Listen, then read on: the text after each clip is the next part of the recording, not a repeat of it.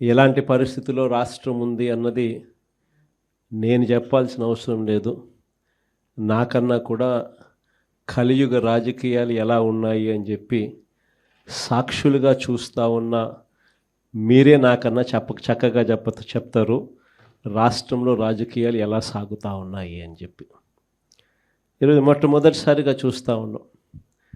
రాజకీయాలలో ఎప్పుడు కూడా నేను ఒక మాట అంటూ ఉంటా, విలువలు ఉండాలి, విశ్వసనీయత అన్న పదానికి అర్థం తెలిసి ఉండాలి. అప్పుడే రాజకీయం అనే ఈ వ్యవస్థలో ఒక తులసి ముక్కలా మనం నిలబడతాము అని చెప్పి మొట్టమొదటిసారిగా ఈరోజు చూస్తూ ఉన్నాం. రాజకీయాలను భ్రష్టు పట్టిస్తూ ఉన్న పరిస్థితి ఎప్పుడైనా చూసాము అని అంటే అది చంద్రబాబు నాయుడు గారి పరిపాలనలో మాత్రమే ఇలా భ్రష్టు పట్టించే కార్యక్రమం జరుగుతుంది అని.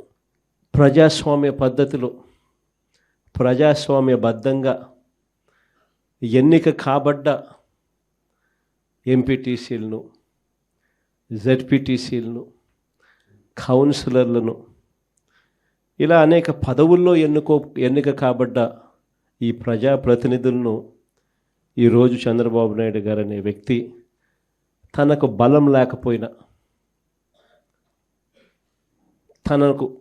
తన పార్టీ గుర్తు మీద తాను గెలిపించుకునే పరిస్థితి తనకు లేకపోయినా,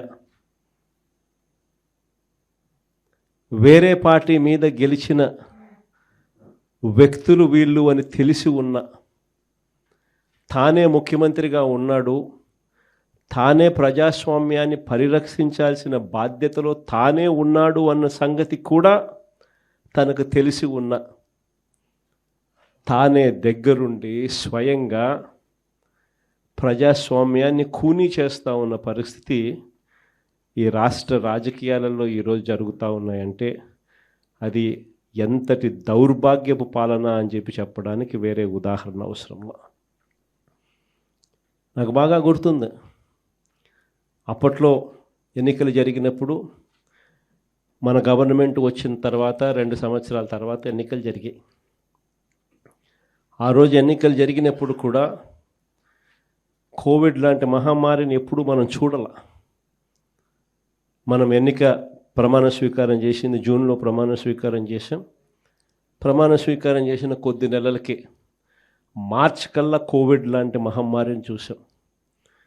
రాష్ట్ర చరిత్రలో ఇలాంటి ఘటన జరుగుతుంది, ఇలా కోవిడ్ లాంటి మహమ్మారి ఇలా ఉంటుంది, ఇలా వస్తే కోవిడ్ లాంటి మహమ్మారి వస్తే రాష్ట్రం పరిస్థితి ఎలా ఉంటుంది అన్నది కూడా ఎవరూ బహుశా ఊహకు కూడా అందలేదు.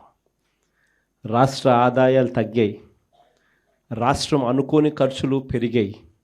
ఏ రోజు కూడా ప్రభుత్వానికున్న ఇబ్బందులు చూపించి, సాకులుగా చూపించి ప్రజలకు చేయాల్సిన మేలు జరగకుండా పక్కన పెట్టిన పరిస్థితులు ఏ రోజు వైఎస్ఆర్సీపీ ప్రభుత్వంలో ఎప్పుడు జరగల.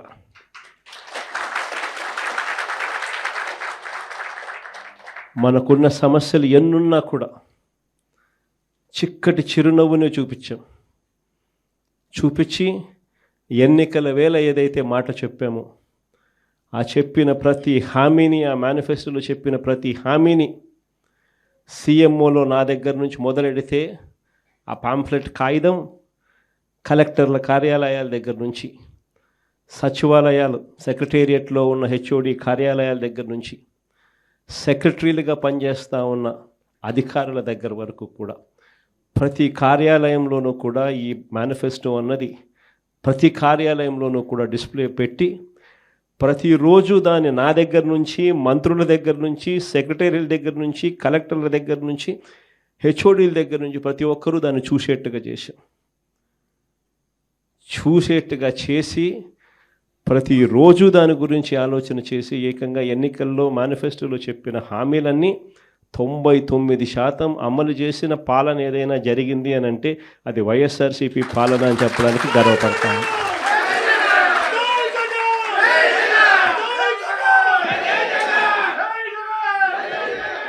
అంత గొప్పగా ప్రజలకు మంచి చేయగలిగాం కాబట్టి 2 ఏళ్ల తర్వాత ఎంపీటీసీలు, జెడ్పీటీసీలు, సర్పంచులు, కౌన్సిలర్లు ఈ ఎన్నికలు జరిగినా కూడా మొత్తం అన్నింటినీ స్వీప్ చేసాం. దాదాపుగా 86%, 88% స్థానాలు ప్రతి చోట కూడా మనమే గెలవగలిగాం.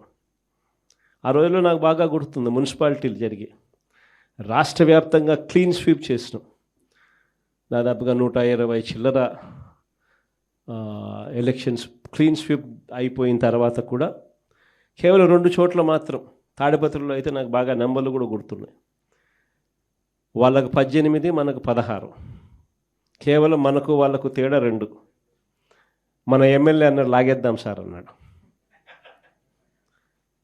నా దగ్గరికి వచ్చి లాగేద్దాం అన్నాడు.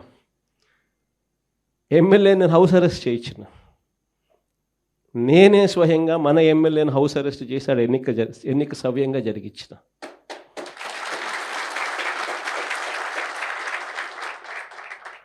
వైఎస్ఆర్సీపీ హయాంలో అంతగా ప్రజాస్వామ్యానికి కట్టుబడి ప్రజాస్వామ్యానికి పరిరక్షకులుగా ఉన్న ముఖ్యమంత్రి స్థానంలో ఉన్న వ్యక్తి పాలన ఎలా చేయాలి అని చెప్పి చూపించాడు ఆ రోజు ఆ రోజు మున్సిపల్ ఎన్నికలు. ఈరోజు ఏం జరుగుతూ ఉంది? దగ్గరుండి ప్రజాస్వామ్యాన్ని ఖూనీ చేస్తూ ఉన్నారు. దగ్గరుండి ముఖ్యమంత్రి స్థానంలో ఉన్న వ్యక్తి తాను కుప్పంలోనే తాను ఇదే పని చేస్తూ రాష్ట్ర వ్యాప్తంగా ప్రతి చోట కూడా ఇదే చేయమని చెప్పి తన ప్రతి ఎమ్మెల్యే అభ్యర్థికి, తన నియోజకవర్గాల్లో ఉన్న వాళ్ళందరికీ కూడా ఇదే మాదిరిగా ప్రోత్సహిస్తూ ప్రజాస్వామ్యాన్ని దగ్గరుండి ఖూనీ చేస్తూ ఉన్నారు. ఇలాంటి చెడిపోయిన రాజకీయ వ్యవస్థలో విలువలకు తావిచ్చి విశ్వసనీయత అన్న పదానికి అర్థం చెబుతూ ప్రజల తరపున నిలబడడానికి సిద్ధమై ఎంపీటీసీ లాంటి చిన్న పోస్టుల్లో ఉన్న వాళ్ళైనా, కౌన్సిలర్ల వంటి చిన్న పోస్టుల్లో ఉన్న వాళ్ళైనా, జెడ్పీటీసీలు వంటి చిన్న పోస్టుల్లో ఉన్న వాళ్ళైనా, ఏకంగా చంద్రబాబు నాయుడు గారి ముఖ్యమంత్రి స్థానంలో ఉన్న వ్యక్తికి కూడా, అయ్యా చంద్రబాబు, రాజకీయాలు నీ మాదిరిగా కాదు చేయాల్సింది, మమ్మల్ని చూసి నేర్చుకో అని చెప్పి చంద్రబాబు నాయుడికి గుణపాఠం చెప్పే పరిస్థితిలో రాజకీయాలు చేసిన మీకు హ్యాట్స్ ఆఫ్ చెప్తూ సెల్యూట్ చేస్తా ఉన్నా. ఎందుకనంటే రాజకీయాలలో విలువలు, విశ్వసనీయత అన్నది ఎంత అవసరమైన పాయింటో ఈ ఒక్క ఉదాహరణ చెప్తాం. ఈరోజు నేను ఒకటే చెప్తా ఉన్నా, కళ్ళు మూసుకొని కళ్ళు తెరిచేసరికి సంవత్సరం అయిపోయింది. మరో 3 సంవత్సరాలు కూడా కళ్ళు మూసుకొని కళ్ళు తెరిచేసరికి మరో 3 సంవత్సరాలు కూడా అయిపోతుంది.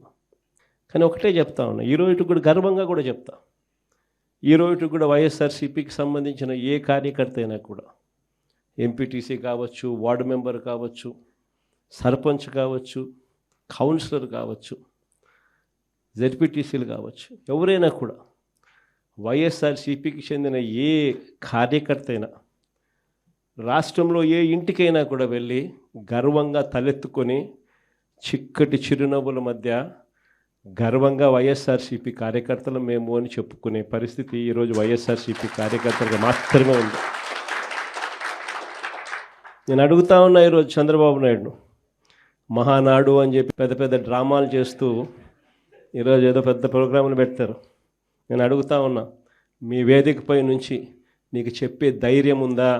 మీ కార్యకర్తలను గడప గడప తిప్పే ధైర్యం మీకు ఉందా అని అడుగుతా ఉన్నా ఇదే చంద్రబాబు నాయుడు.